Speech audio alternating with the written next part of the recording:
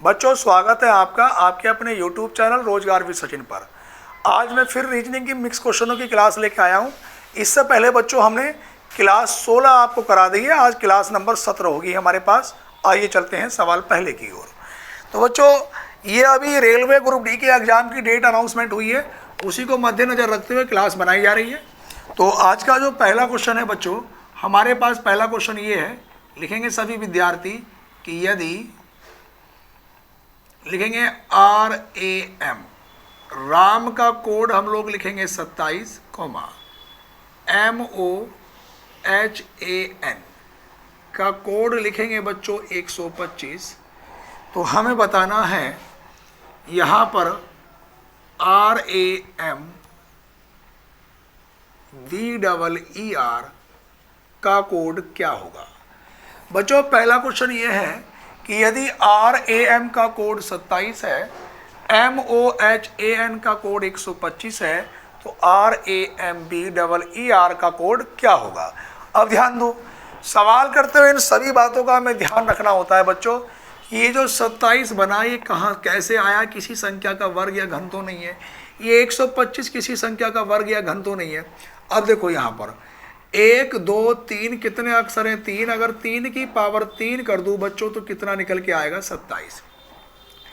ऐसे यहाँ पर 1 2 3 4 5, अगर मैं 5 की पावर 3 कर दूं तो बच्चों कितना निकल के आएगा, 125। उसी प्रकार से 1 2 3 4 5 6 7, देखो 1 2 3 4 5 6 7, अगर बच्चों 7 की पावर भी 3 करूँगा तो ये कितना निकल के आएगा बच्चों, 343। तो पहले वाले क्वेश्चन का बच्चों मेरा आंसर कितना हुआ, 343। उम्मीद करता हूँ सभी बच्चों को बात ही पहले सवाल की समझ आई होगी। उसके बाद बच्चों आज का मैं दूसरे क्वेश्चन की ओर चलता हूँ। दूसरा क्वेश्चन हम लोग लिखेंगे बच्चों आगे दूसरा क्वेश्चन। यहाँ पे लिखेंगे 1 अनुपात 8 समानुपात 27 अनुपात क्वेश्चन मार्क। तो यहाँ पे चेक करेंगे क्या उत्तर हो सकता है बच्चों।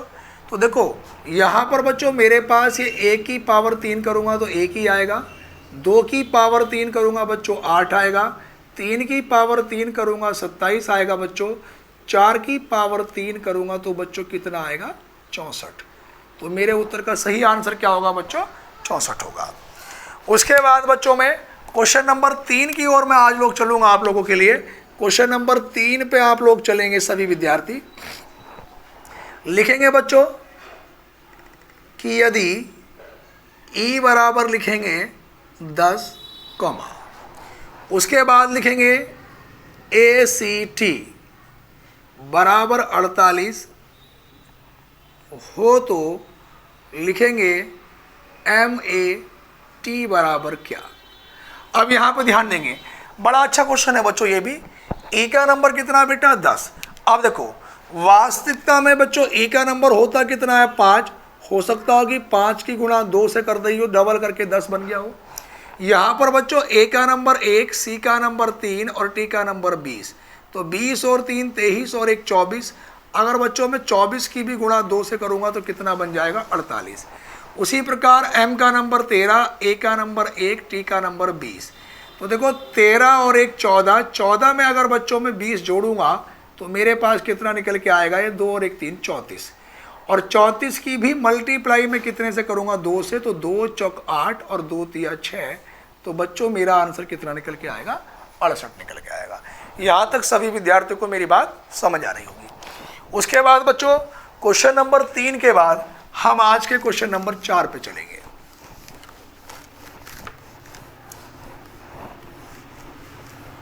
क्वेश्चन नंबर 4 की ओर चलेंगे बच्चों। चौथे नंबर का सवाल हम लोग लिखेंगे। चौथे नंबर का लिखेंगे बच्चों, यहाँ पे लिखेंगे 24 अनुपात 126 समानुपात 99 अनुपात क्वेश्चन मार्क। अब क्वेश्चन ये है बच्चों, 24 अनुपात हमने लिखा 126 समानुपात 99 अनुपात क्वेश्चन मार्क। बड़ा अच्छा क्वेश्चन है। अब आप ध्यान देंगे बच्चों, मेरे पास मुझे दिखाई दे रहा है कि 24 किसी से ना किसी संख्या के वर्ग के आसपास है बच्चों। अगर मैं 5 का वर्ग करूंगा, 5 पंजे 25 माइनस 1 24। आगे बच्चों देखो ध्यान दो, 5 का घन 125 प्लस 1, तो उसी संख्या का वर्ग माइनस 1 उसी संख्या का घन प्लस 1। तो बच्चों यहाँ पे ध्यान दो, 99 किसके 10 का वर्ग अगर मैं करूंगा बच्चों, 10 का वर्ग 100 माइनस 1, तो अगली बार बच्चों 10 का घन प्लस 1, और 10 का घन कितना होता है बच्चों 1000 प्लस 1 करूंगा तो ये कितना आ जाएगा 1001। मेरा सही आंसर बच्चों क्या होगा 1001। उसके बाद मैं क्वेश्चन नंबर 5 की ओर चलूंगा बच्चों। आज के जो 5 नंबर का सवाल है, 5 नंबर के क्वेश्चन पे चलूंगा मैं। यहां पे लिखूंगा मैं, यदि गत कल अनुपात आगामी कल समानुपात, यहां पे लिखूंगा मैं मई अनुपात क्वेश्चन मार्क। बड़ा अच्छा क्वेश्चन है और कई बार पेपरों में पूछा गया है। तो बच्चों सबसे पहले तो बेटा आपको यह पता होना चाहिए गत कल का मतलब क्या होता है। तो देखो बच्चों गत कल का जो मतलब होता है ये होता है मेरे पास बीता हुआ कल। कौन सा कल? बीता हुआ कल। आगामी कल का मतलब क्या होता है बच्चों? आने वाला कल। कौन सा कल? आने वाला कल। देखो मैंने कहा कि गत कल का मतलब होता है बीता हुआ कल, आगामी कल का मतलब होता है बच्चों आने वाला कल। तो इन दोनों के बीच में किसका एक दिन का स्पेस होता है? किसका स्पेस होता है? आज का। मैं कहूँगा आज से पहले बीता हुआ कल, आज के बाद आने वाला, तो दोनों के बीच में एक दिन का गैप है। तो उसी प्रकार से जो मई है, मई किसको दर्शाएगा बच्चों? बीते हुए को। तो बीच में एक छोड़ देंगे, किसको छोड़ देंगे? मई के बाद हम जून को छोड़ देंगे, और आने वाला जो होगा जून के बाद क्या होगा बच्चों? जुलाई। तो हमारा जो सही आंसर होगा बच्चों वो क्या होगा? वो जुलाई होगा। सही आंसर क्या होगा बच्चों? जुलाई होगा। अगले क्वेश्चन पे हम लोग चलेंगे, सवाल नंबर 6 पे। छठे नंबर के क्वेश्चन पे बच्चों हम लोग चलेंगे। छठे नंबर का सवाल सभी विद्यार्थी लिखेंगे। लिखेंगे बच्चों 123 अनुपात 36 समानुपात 234 अनुपात क्वेश्चन मार्क। अब आप ध्यान देंगे 123 अनुपात हमारे पास बच्चों 36 समानुपात 234 अनुपात क्वेश्चन मार्क। तो बच्चों आप एक बात देख रहे होंगे कि ये 36 किसी संख्या का वर्ग है और किसका वर्ग है बच्चों? 6 का। तो यहाँ पर ध्यान दो, अगर मैं ऐड करूँ 1 और 2 3 और 3 कितना हुआ? 6। तो बच्चों 6 का वर्ग 36 ये लिखा। उसी प्रकार 2 और 3 5 और 4 कितना आया? 9। तो बच्चों 9 का वर्ग कितना आएगा? 81। तो मेरा आंसर कितना होगा बच्चों? 81। इसके बाद बच्चों मैं क्वेश्चन नंबर 7 की ओर में चलता हूँ। वो 6 के बाद बच्चों में सवाल नंबर चलूंगा बच्चों 7 की ओर। 7 नंबर के क्वेश्चन को हम लोग लिखेंगे। 7 नंबर के क्वेश्चन में लिखेंगे भैया, यहाँ पे लिखेंगे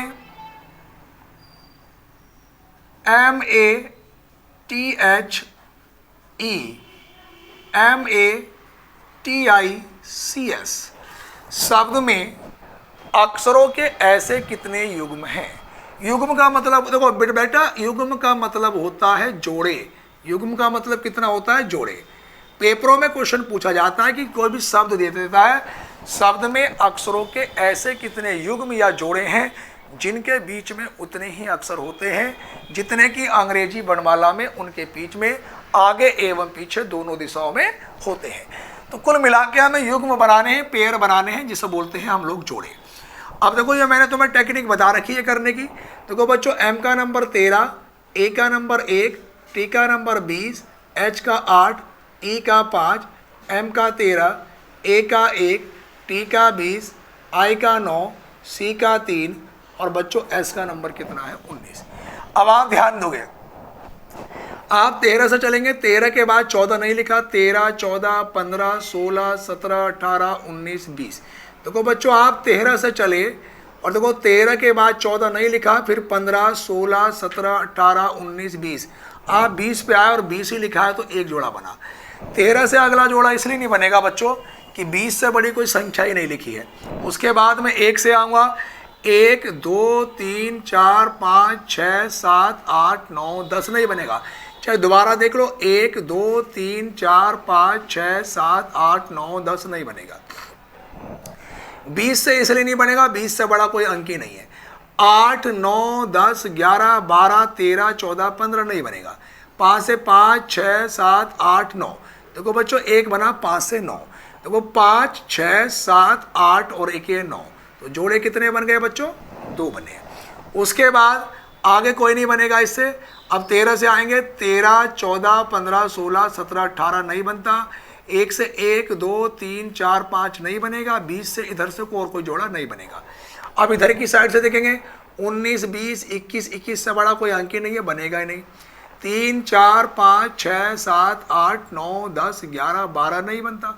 फिर 9 से 9 10 11 12 13 14 15 16 17 नहीं बनता। 20 से बड़ा कोई अंक ही नहीं है। 1 2 3 4 5 6 7 नहीं बनता। 13 14 15 16 17 नहीं बनता। 5 6 7 8 9 नहीं बनता। 8 से नहीं बनेगा।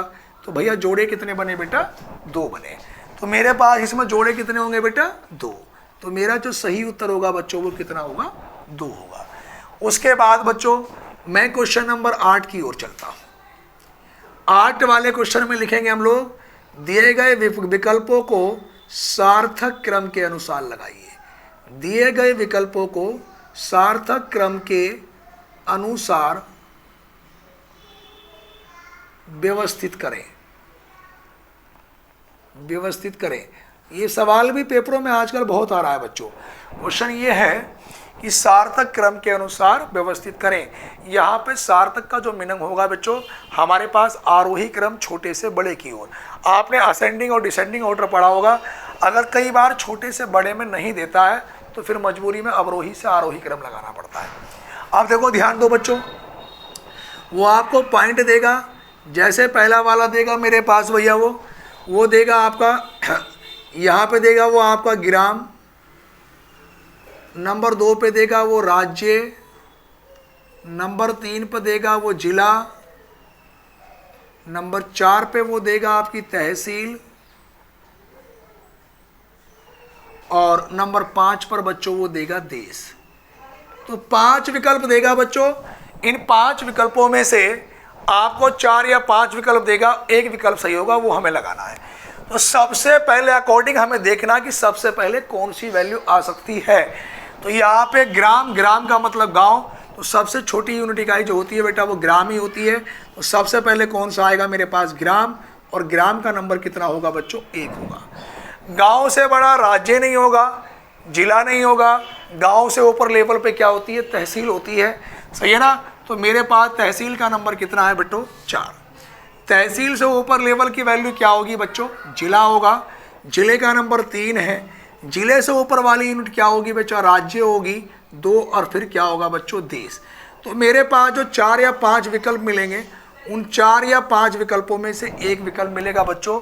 1 4 3 2 5। बात समझ में आ रही होगी सभी बच्चों की। क्वेश्चन नंबर 9 नंबर पे बच्चों मैं और दे देता हूँ इस तरह का एक सवाल। जैसे बच्चों पहले नंबर पे मैंने लिखा बच्चों तूफान। नंबर 2 पे लिखा मैंने मानसून। नंबर 3 पे लिखा बच्चों मैंने क्षति। नंबर 4 पे मैंने लिखा वर्षा। सही है भैया। यहाँ पर मेरे पास देखो, यहाँ पे तूफान, नंबर 1 पे मैंने लिखा बच्चों तूफान। नंबर 2 पे बच्चों मैंने लिखा मानसून। और नंबर 3 पे मैंने लिखा बच्चों क्षति। और नंबर 4 पे मैंने लिखा बच्चों वर्षा। ये है। अब इसमें जो हमारे पास सबसे पहले कौन सा आ सकता है? तो जब बारिश पड़ने की संभावना होती है बच्चों, तो सबसे पहले हमारे पास क्या होता है? मानसून बनते हैं। आप कह देते हैं कि उधर से काले पीले बादल हो रहे हैं, तो सबसे पहले बच्चों क्या बनेगा? मानसून। मानसून का नंबर कितना है? 2। पता चला कि मानसून के साथ साथ यार तूफान भी आना हुआ, तो तूफान का नंबर बच्चों कितना होगा? 1। और तूफान के बाद क्या होगा? वर्षा होगी। और वर्षा का नंबर कितना होगा बच्चों? 4 होगा। और फिर उसके बाद में पता चलेगा कि हमारा नुकसान हो गया, हानि, जिसे बच्चों हम लोग क्या बोलते हैं? क्षति। तो क्षति का नंबर कितना होगा बच्चों? 3। तो मेरे पास जो सही आंसर होगा बच्चों 2, 1, 4 और 3। इसके बाद बच्चों मैं क्वेश्चन नंबर चलूँगा 9 के बाद क्वेश्चन नंबर 10 पे चलूँगा। किस पे चलूँगा बच्चों? 10 पे चलूँगा। सवाल नंबर 10 पे ध्यान देंगे बच्चों। 10 नंबर पे 10 नंबर का प्रश्न ये लिखेंगे हम लोग। 10 नंबर पे लिखेंगे, यहाँ पे लिखेंगे दिए गए शब्दों को शब्दकोश के क्रम के अनुसार लगाइए। किसके? शब्दकोश के। शब्दकोश के क्रम के अनुसार व्यवस्थित कीजिए। शब्दकोश के क्रम के अनुसार व्यवस्थित कीजिए। देखो शब्दकोश का मतलब क्या होता है बच्चों? ये जो पेपरों में ये भी बहुत आ रहा है, शब्दकोश का मतलब होता है बच्चों हमें ये इंग्लिश अल्फ़ाबेट के अकॉर्डिंग लगाने होंगे। किसके अकॉर्डिंग लगाने होंगे? इंग्लिश अल्फ़ाबेट के अकॉर्डिंग। मान लो पहले नंबर पे उसने ये दे दिया ROHAN, नंबर 2 पे दे दिया उसने ROHMMN,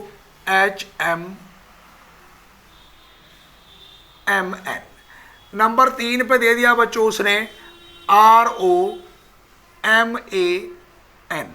नंबर 4 पे दे दिया RNMOH, ये दे दिया। अब 5 या 4 विकल्प देगा, वो कहेगा शब्दकोश के क्रम के अनुसार इसको लगाइएगा। तो देखो यहाँ पर इसमें पहला अक्षर R कॉमन है, यहाँ भी पहला अक्षर R कॉमन है, इसमें भी R कॉमन है, इसमें भी RO शुरू के 3 में कॉमन है लेकिन लास्ट वाले में नहीं है, इसलिए मैंने 2 अक्षर नहीं उठाए। तो बेटा इसका पहला वाला अक्षर सब में कॉमन है R, यहाँ भी इसका पहला वाला अक्षर सब में कॉमन है R। बच्चों यहाँ भी सब में कॉमन है R और यहाँ भी कॉमन है सब में R। तो मैं ये कह सकता हूँ कि अभी तक पहला अक्षर सब में क्या है? कॉमन है।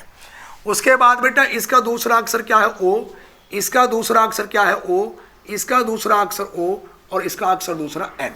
तो बच्चों N पहले आता है या O पहले आता है? देखो MNO, तो N के बाद O आता है, तो सबसे पहले कौन सा आएगा? N वाला, और N वाले का नंबर कितना है बच्चों? 4। तो मेरा उत्तर किससे शुरू होगा? 4 से।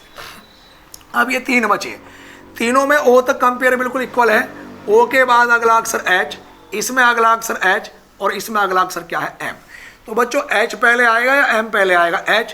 अब H वाले भी 2 हैं, इनकी कंपेयर करूंगा। H के बाद अगला अक्षर A है, अगला अक्षर M है, तो पहले कौन सा आएगा बच्चों? A वाला, और A वाले का नंबर कितना है? 1। फिर आएगा ये 2 वाला। क्यों? क्योंकि है तो वो भी H वाला ही था, और बाकी बचा कौन बच्चों? 3। तो मेरे पास इसका उत्तर कितना होगा? 4, 1, 2, 3। 4, 1, 2, 3। ठीक है बच्चों, उम्मीद करता हूँ बात आपकी समझ में आई होगी। अगली नेक्स्ट क्लास बच्चों कल कराएंगे। कल भी हम 10 क्वेश्चन आप लोगों के लिए लेके आएंगे। और हमारे YouTube चैनल से जुड़ने के लिए जिन बच्चों ने अभी तक हमारे YouTube चैनल को सब्सक्राइब नहीं किया, बच्चों वो जल्दी से हमारे YouTube चैनल को सब्सक्राइब कर लें और बेल आइकन को भी दबा लें, ताकि जो भी नई वीडियो है वो आप तक पहुंच जाए। धन्यवाद।